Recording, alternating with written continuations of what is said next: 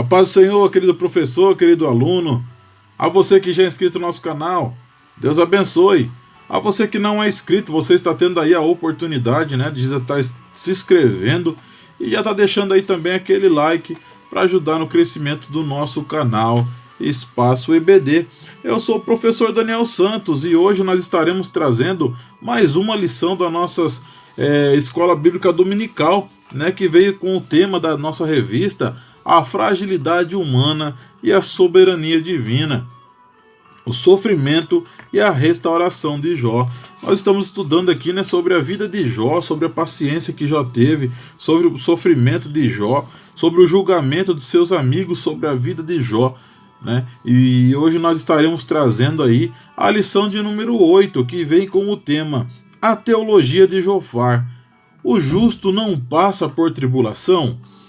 É uma das perguntas muito importante, né, para nós estarmos fazendo até mesmo para nós mesmos, né? E para nós deixarmos duas perguntas bem claras para a nossa sala de aula, querido professor aí, né? Perguntar para a nossa sala se os bons não passam por tribulação, né? Ou só os maus que merecem sofrer? Nós devemos deixar essas duas perguntas aí, assim, na nossa reabertura das nossas aulas, né? Assim que nós abrimos a nossa aula, nós pegamos aí e apresentamos essas duas questões para os nossos alunos e vamos deixar eles pensarem um pouco.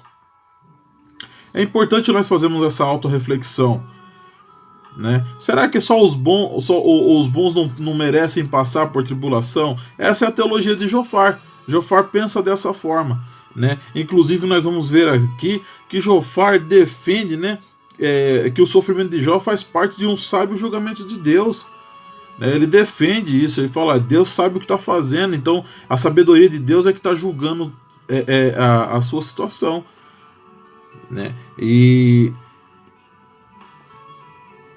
ele começa a condenar Jó, né? Isso sem mesmo saber se ele estava certo ou errado. E essa é a teologia dos outros amigos dele também, né? E de Elifaz e Bildade. Nós vemos aí os outros dois amigos também tomando a mesma acusação. Só que no caso de Jofar, a única diferença dele é que ele está seguindo a mesma linha de pensamento dos amigos, né? Ele não está tendo a sua opinião própria aqui. Ele está seguindo a linha de raciocínio dos amigos. Tanto é que ele argumenta, mas sempre trazendo à tona o mesmo assunto, né? Então ele não tem nenhuma acusação assim direta para chegar e falar, olha, você está cometendo isso. Não, ele pega e começa a remendar o mesmo assunto várias vezes.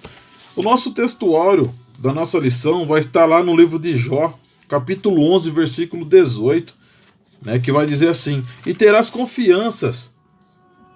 confiança, porque haverá esperança, olharás em volta e repousarás seguro.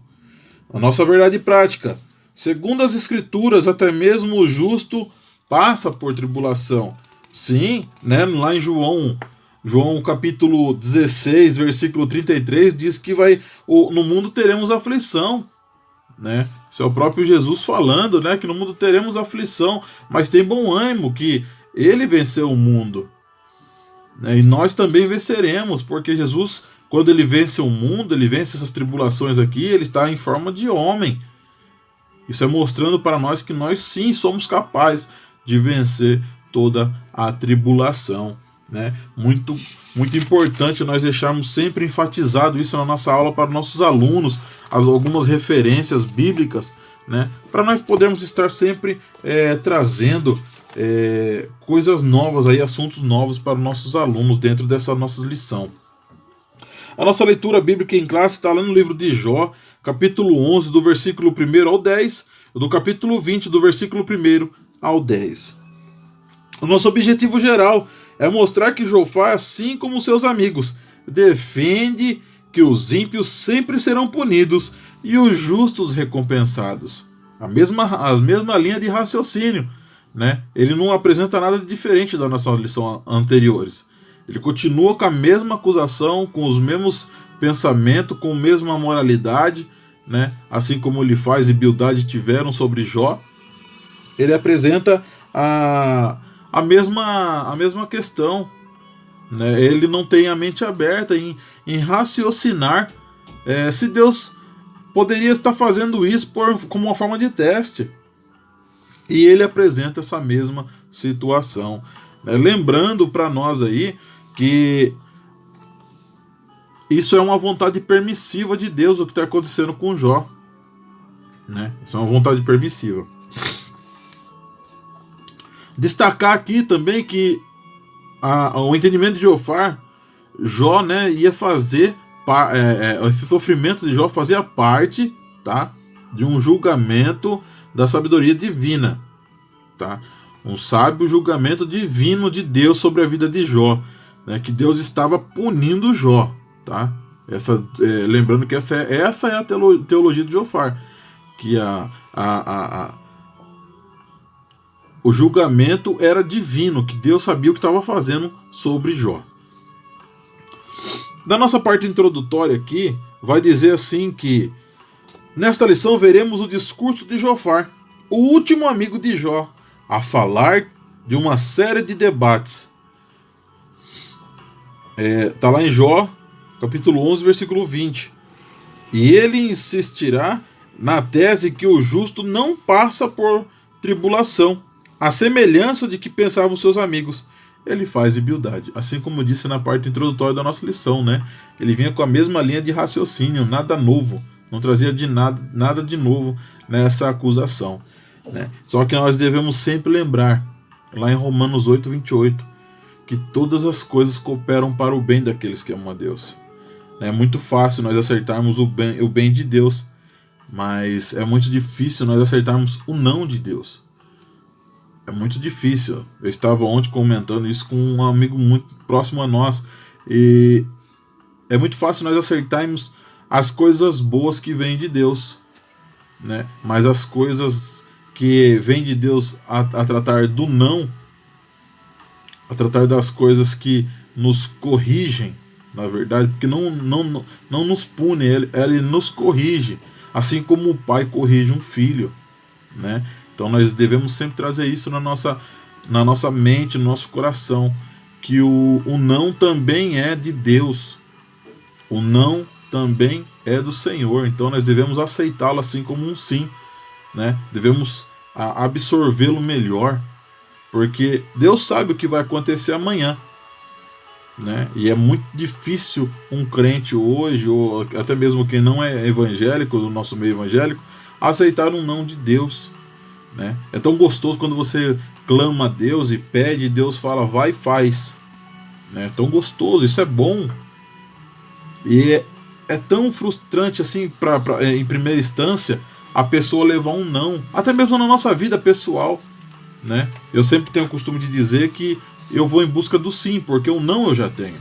Então fica muito mais fácil de você absorver qualquer outro tipo de resposta que você vai adquirir, né, mediante a sua procura, né? Então todas as situações da nossa vida, o não você já tem, né? Então fica mais fácil para você absorver um talvez, ou não tem como.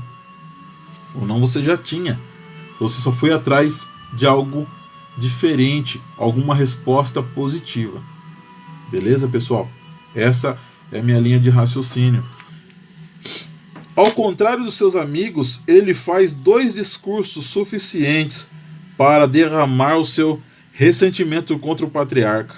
Ele acusa de se levantar-se contra a sabedoria divina e aconselhar Jó a voltar-se para Deus. Olha que interessante aqui, né? Além dele vir com a mesma linha de raciocínio, ele pega e agora quer que Jó aceite Jesus novamente, se arrependa, né? Ele pega e traz essa linha de raciocínio dele que é complicada, porque ele agora ele está julgando Jó, né, como que Jó tivesse afastado do Senhor, né? E que ele assumisse na verdade, né, que ele queria abrisse a boca, que Jó abrisse a boca e assumisse logo o erro. Assim tudo ficaria mais fácil para Deus acabar de julgá-lo, né? Primeiro tópico nosso: Deus se mostra sábio quando aflige o pecador. Primeiro subtópico: Deus, grande e sábio.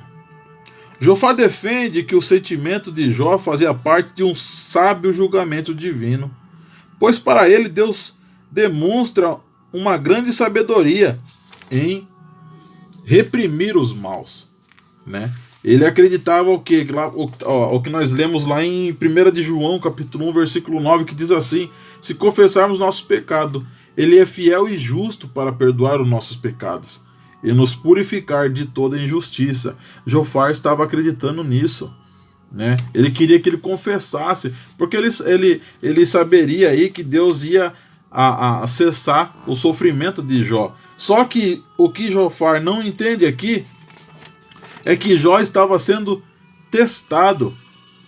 Jó estava aqui sendo testado para ser aprovado. Se Jó fizesse o que está escrito lá no 1 de João, capítulo 1, versículo 9, Satanás iria provar para Deus que ele não era santo, né? Que ele não era justo aos olhos de Deus, né? Que ele não aceitaria o não de Deus, ele fracassaria no seu teste. Então é interessante nós lembrarmos que esse versículo de 1 João, capítulo 1, versículo 9, é para nós, pecadores aqui, que nós temos pecado, mas desde o início da nossa lição, nós vemos aqui as qualidades de Jó. Jó era justo, Jó era reto, era pecador, poderia ter pecado sim, que todo homem tem pecado, né? Mas não ao ponto de sofrer dessa forma que ele estava sofrendo. Só que na consciência de Jó aqui ele não cometeu nenhum erro, porque ele era justo. Quando ele cometia algo de errado, a Bíblia vai dizer aqui, né, na nossa lição, nem ele cometia errado. Ele oferecia holocausto até pelos seus filhos, porque ele não sabia o que passava na mente dos seus filhos. Estou só corrigindo a minha fala aqui. Ele, nem tanto por ele, mas ele oferecia holocausto até pelos seus filhos, para que toda a sua família não viesse padecer, né, pelos erros. Então é interessante lembrar aqui que se ele assumisse, se ele confessasse, se ele abrisse a boca e falasse: eu estou mesmo em pecado, Satanás teria levado essa, né? Mas ele, na sua consciência, na sua mente, ele estava agindo de forma íntegra e correta diante de Deus. Então não havia nada a ser confessado, né?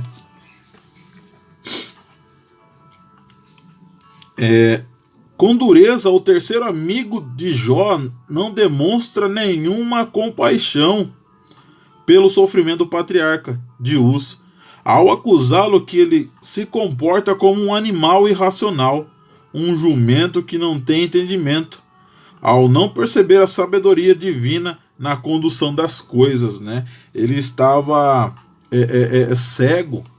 Na verdade, quem estava aí fazendo o papel de jumento era Jofar, né? O papel de um animal irracional, assim como aqueles animais que usam aqueles tapa-olho, né?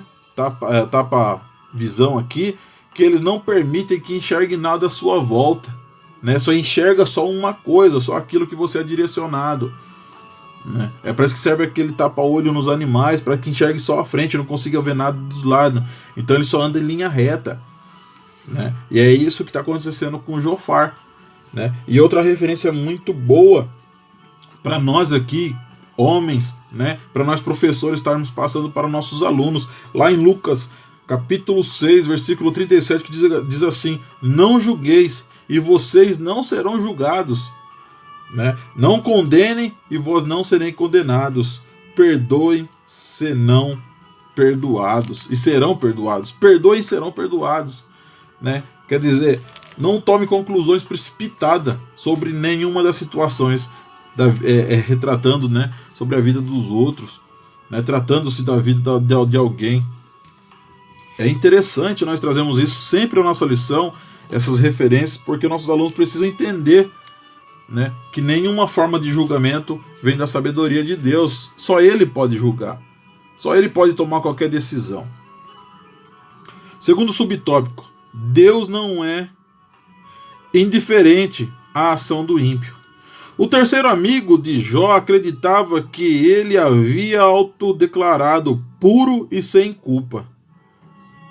Em nenhum momento nós vamos ver isso na lição, né? Jó abrindo a boca falando que ele é puro. Eu até agora não consegui enxergar aqui, tá, pessoal? Se alguém enxergou aí, me desculpa, mas eu não vi. Ele apenas se declara que não tem pecado, ele não cometeu o erro, né? Agora que ele era puro e sem culpa, ele só apenas, ele diz, em alguns pontos da nossa lição nós achamos aqui, que ele não tem o que confessar, que ele não tem pecado, né? E agora Jofar joga em cima dele essa desculpa, né? Que ele havia sim se autodeclarado puro e sem culpa. Está lá em Jó, né, capítulo 11, versículo 4. E cria-se também um Deus que não é diferente da ação do ímpio, como Jó parecia ter sugerido. Assim Jofar, se Deus debatesse com Jó, como era o desejo deste, então não haveria dúvidas que ele ficaria contra o patriarca e não a seu favor, né? Ele acreditava que Deus ia condená-lo, né? Porque daí Deus ia ver a forma de pensar de Jó, né? Então Jofar, ele deduz aí que se Deus viesse ter uma conversa com Jó, automaticamente Deus iria condená-lo, né? Por causa da forma que Jó estava se defendendo. Terceiro subtópico: os tolos passam por sábios. Jó reage com a ironia e a sabedoria defendida anteriormente pelos seus amigos. Agora por Jofar, juntamente com os seus amigos, havia se levantado um legítimo representante do verdadeiro saber, Jofar, pois pretende representar o próprio Deus em seu discurso, né? É até engraçado a gente ver isso, e tem gente que são dessas formas na nossa vida, né? No nosso dia a dia. Todavia, Jó está convencido que isso não passava de um charlamentarismo, charlatão, né? Isso nós vemos aí em muitas das pessoas aqui hoje nos nossos dias atuais, né? O tanto de charlatão, né? Que significa, né? Aquele que se utiliza da boa fé, né? Se intitulariza aí santo, né? E aí começa até mesmo a adquirir bens dos outros, né? Para dizer que está abençoando as pessoas. Esse é o charlatão, né? E nós vemos isso aqui, ó, aquele que se quer representar o próprio Deus, né? E na vida de Jofar é a mesma coisa aqui, ele quer se representar o próprio Deus, e aqui também o charlatão significa isso, né? Alguém que geralmente fingindo, né, os atributos e qualidades que não possui, né? Ele finge alguns atributos que nele não há, né? É isso daqui que Jofar está querendo fazer, né? Ele está querendo apresentar atributos que nele não consta. Ele não era representante de Deus, né? Então Deus não precisava dele para estar querendo fazer essa forma de julgamento sobre Jó. Vós, porém, sois inventores de mentira, e todos vós médicos que não valem nada. Ele, portanto, está resoluto em deixar os amigos e ir à procura de Deus. Mas eu falarei ao Todo-Poderoso, eu quero defender-me diante de Deus. Jó está em busca de uma defesa, né? Apresentar a Deus a sua situação. Não precisava do julgamento de seus amigos, né? No lugar do julgamento dos homens, há a sabedoria do alto, que sonda os corações dos que são chamados pelo nome do Senhor, pois este então não vê como os homens veem, né? Este, porém, diz assim, né? Este não vem como os homens veem, quer dizer, Deus não julga da mesma forma que nós estamos vendo.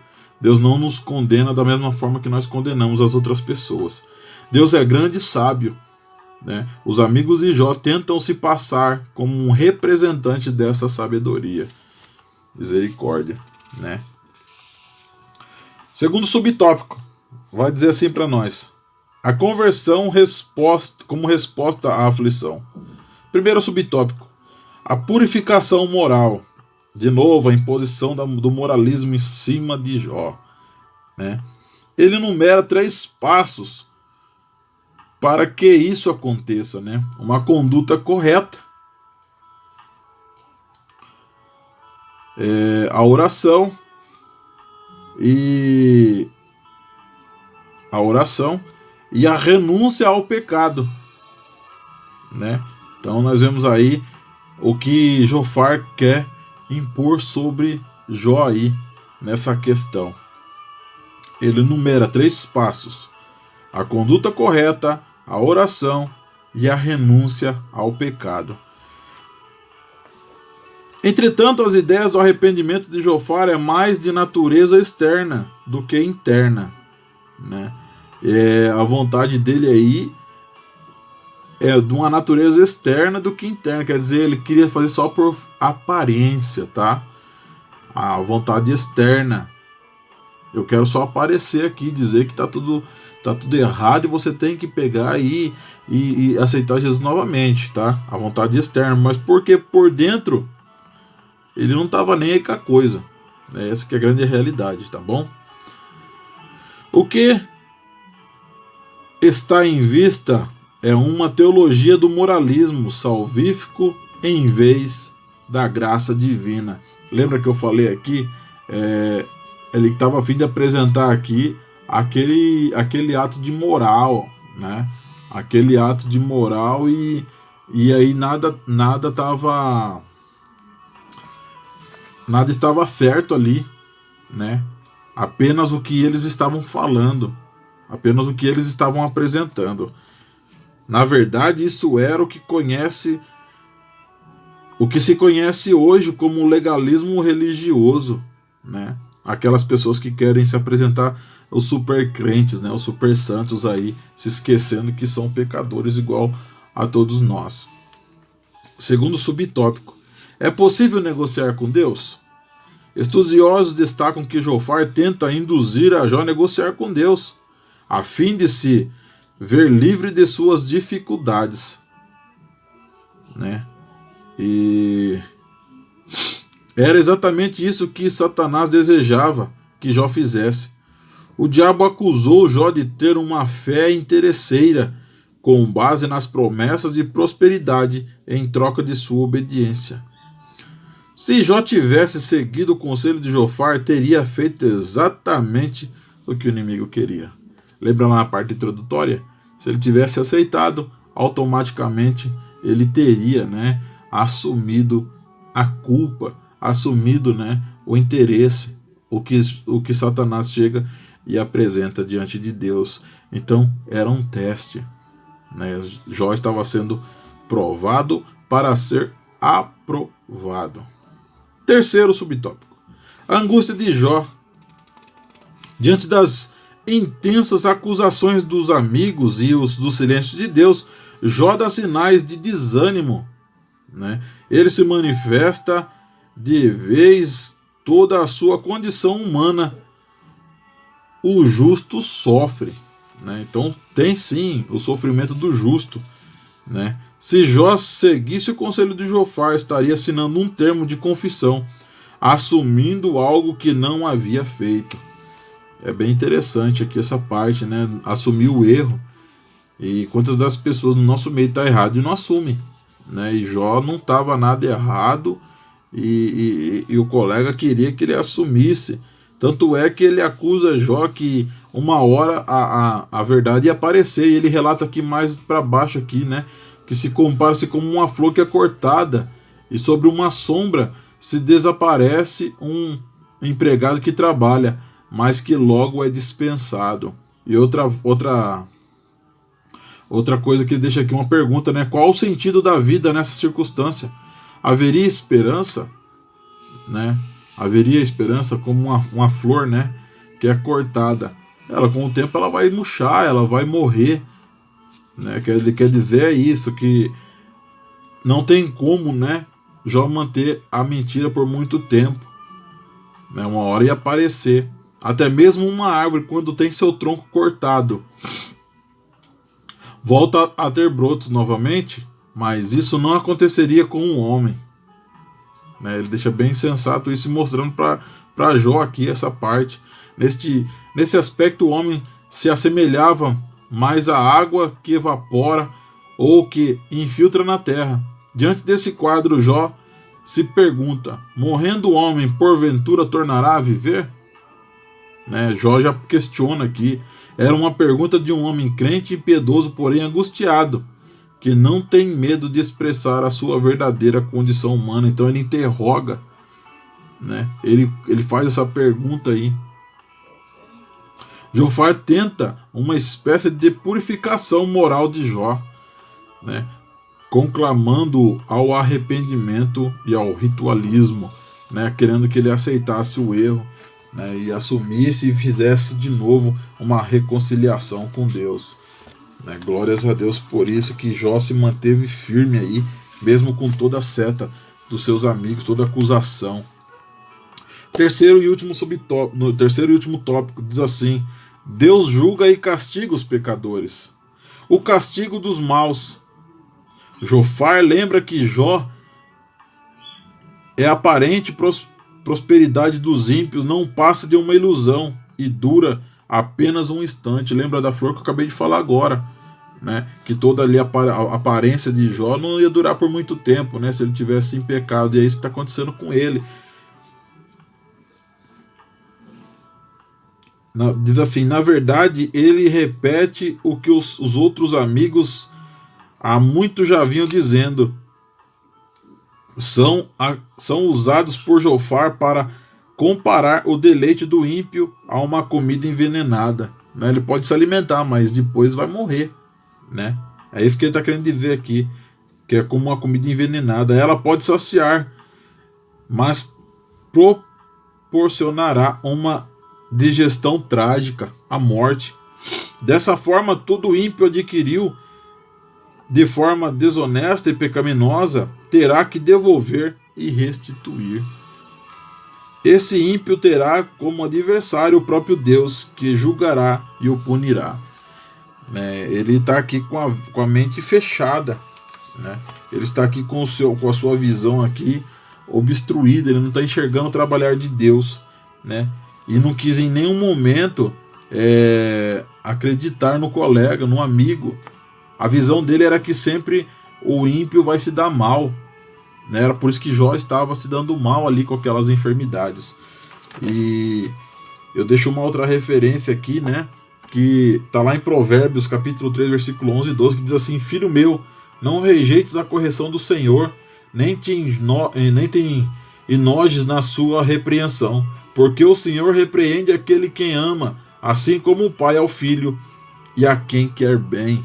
Né? Nós devemos estarmos sempre atentos aí que o Senhor, quando vem o não de Deus, é para a nossa correção, é para a nossa repreensão e para o que nós entendemos que Deus nos ama, né? É isso que está acontecendo com o Jó aqui, só que os seus amigos não estão tendo a sabedoria e a visão de entender isso. Segundo subtópico, Jó diante de um paradoxo.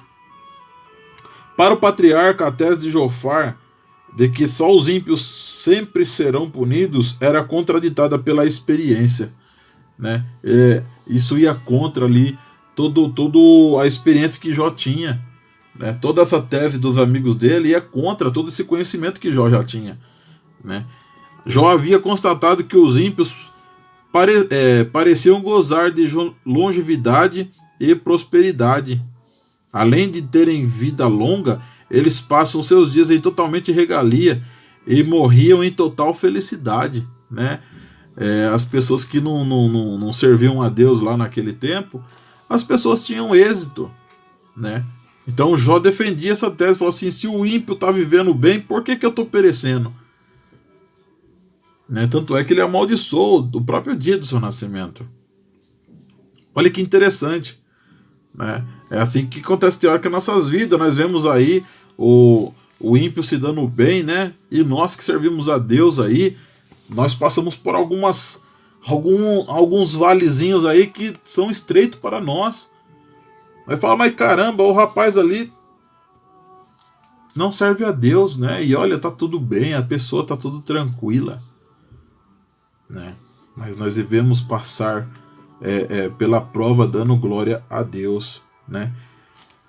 Passem ele os seus dias em prosperidade e em paz, e descem à sepultura. Ele deixa enfatizado aqui essa parte, né? Eles passam seus dias em paz, né? Em paz, né? E descem à sepultura. Terceiro subtópico: a verdade vem à tona. A lei da retribuição não se aplica a todas as esferas da existência humana, nem explica os caminhos soberanos do Altíssimo, pois Deus também faz que o sol se levante sobre os maus e os bons, e a chuva desça sobre os justos e aos injustos, né? Deus não faz acepção de pessoa. Deus em nenhum momento ele tira, né, a gente do meio do ímpio. Assim como o joio e o trigo, né? Não podia o lavrador ir lá e tirar o joio do meio do trigo? Poderia. Mas Deus deixa que vai, né? Deixa que se crie. Deus deixa também que o ímpio esteja no meio de nós. Deus deixa que ele se crie, para que ele veja também o exemplo de nós cristãos, para que através do nosso exemplo ele venha a ser alcançado. Porque tem muito ímpio que você não percebe, mas ele está reparando em você, né? Ele está reparando a sua fé, como é que tá, como é que você se fortalece na sua fé. Nós devemos estarmos sempre ciente que Deus está no comando e que Deus nunca fez acepção de pessoas. Em nenhum momento na Bíblia você vai ver Deus fazendo acepção de pessoas, né? E essa era o pensamento de Jó, né? E os seus colegas estavam com as suas vistas tampadas, né? Na nossa parte conclusiva aqui vai dizer assim que vimos que Jó continua em sua defesa contra os argumentos de seus amigos que insistem em acusá-lo de pecado, e ele está convencido que é inocente e que não cometeu nada que justifique tamanho sofrimento. Os amigos de Jó, pois, desconhecem a razão de seu sofrimento e o acusam de forma impiedosa, e o patriarca, por desconhecer a ação de Deus nesse episódio, chega ao limite de desespero e desesperança. Todavia, como uma das outras vezes, no mesmo angustiado, e não sabendo como Deus permite tudo isso, Jó não diz palavras blasfematórias contra o seu Criador, né? Quantas das vezes nós se deparamos, né, com acusações?